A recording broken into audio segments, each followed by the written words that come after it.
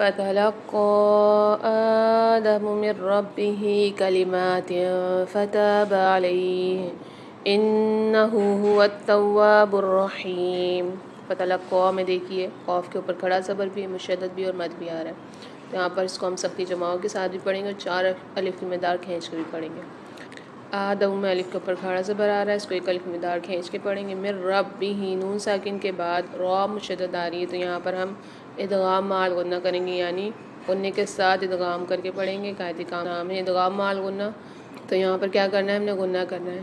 با کے اوپر مشدد آ رہی ہے، اس کو بھی سختی اور جماؤں کے ساتھ پڑھیں گے۔ ہاں کے نیچے کھڑی زیر آ رہی ہے، تو یہاں پر ہم 1 الف کی مقدار کھینچ کے پڑھیں گے۔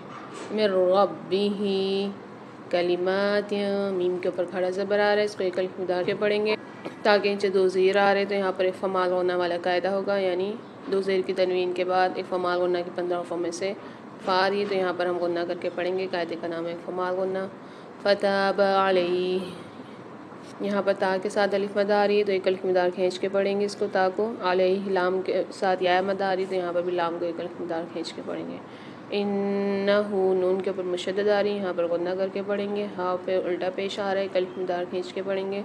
هو التواب الرحیم، تا کے اوپر مشدد آ رہی ہے اور واو کے اوپر بھی، تو دونوں کو سختی اور جماؤں کے ساتھ پڑھیں گے ملا کر۔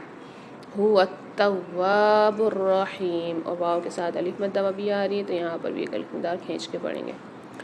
را کے اوپر مشدد بھی آ رہی ہے، تو یہاں پر سختی اور جماؤں کے ساتھ پڑھیں گے، اور ہا کے ساتھ یا مد آ رہی ہے، تو یہاں پر بھی 1 الف مقدار کھینچ کے پڑھیں گے اس کو۔ اب میرے ساتھ پڑھیے فتلقى آدم من ربه كلمات فتاب عليه إنه هو التواب الرحيم۔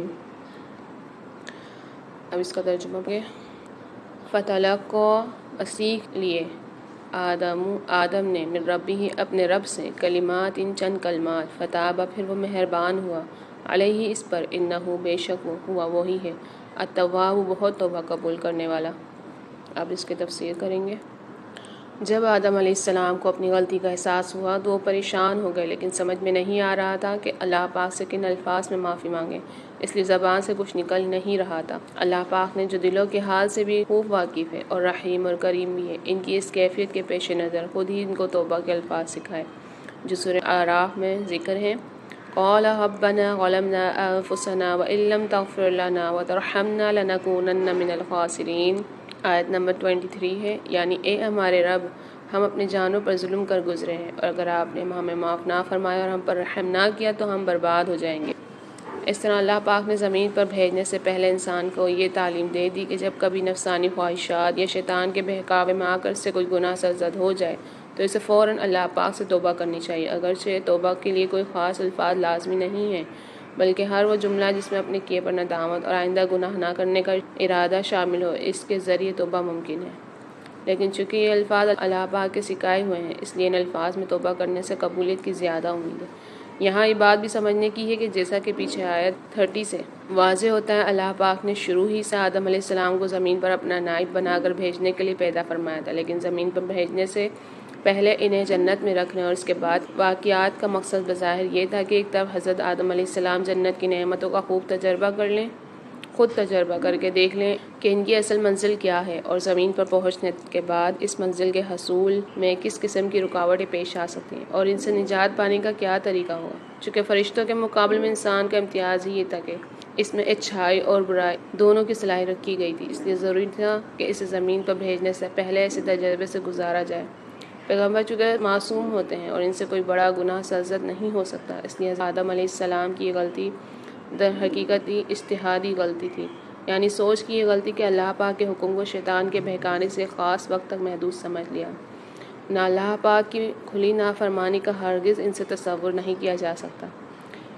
چونکہ یہ قصور بھی ایک پیغمبر کے شأن شان نہ تھا، اس لیے اسے بعض آیت میں گناہ یا حکم عدولی سے تعبیر کیا گیا اور اس پر توبہ کی تلقین فرمائی گئی ہے۔ ساتھ ہی زیر نظر آیت میں یہ واضح کر دیا گیا ہے کہ اللہ پاک نے ان کی توبہ قبول فرما لی، اور اس طرح اس عیسائی عقیدے کی تردید فرما دی گئی کہ جس کا کہنا یہ ہے کہ آدم علیہ السلام کا یہ گناہ ہمیشہ کے لیے انسان کی سرشت میں داخل ہو گیا تھا، جس کے نتیجے میں ہر بچہ ماں کے پیٹ سے گنہگار پیدا ہوتا ہے، اور اس مشکل کے حل کے لیے اللہ پاک کو اپنا بیٹا دنیا میں بھیج کر اسے قربان کرنا پڑا۔ تاکہ وہ ساری دنیا کے لیے کفارہ بن سکے۔ قرآن پاک نے دو ٹوک الفاظ میں اعلان فرما دیا کہ اللہ پاک نے ان کی توبہ قبول فرما لی تھی، اس لیے نہ وہ گناہ باقی رہا تھا، نہ اس کے اولاد آدم کی طرف منتقل ہونے کا کوئی سوال ہے، کیونکہ اللہ پاک کے قانون عدل میں ایک شخص کے گناہ کا بوجھ دوسرے کے سر پر نہیں ڈالا جاتا۔